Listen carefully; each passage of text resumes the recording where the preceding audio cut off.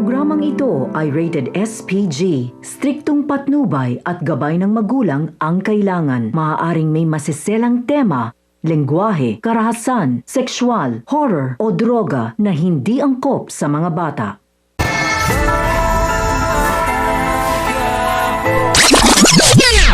Habang nagiinuman sina Enting at Tanggol ay mapagtatanto ni Enting na baka umunong itinadhana si Tanggol para kay Mokang dahil kapag si Mokang ay napapahamak ay laging to the rescue si Tanggol para sumaklolo. Hindi na alam ni Tanggol kung papaano niya pa mapapasagot si Mokang dahil sa tuwing tatanungin niya ito ay laging isasagot ni Mokang na wala itong pag-asa dahil nga mahirap lang siya at walang kinabukasan.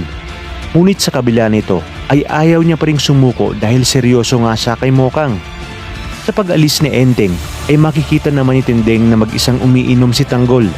Itatanong ni Tindeng kung anong meron at napainom bigla si Tanggol. Kaya dito sinabi niya na iniisip niya lang kung ano ang dapat gawin para pumayag na si Mokang na magpaligaw.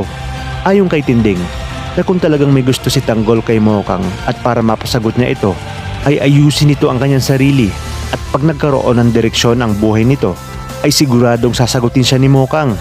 Hindi naman mapapakali si Mokang dahil kahit anong gawin niya ay talagang lagi niyang naiisip ang mga banat sa kanya ni Tanggol. Kung kaya't hanggang sa pagtulog ay napapaniginipan niya pa rin ito.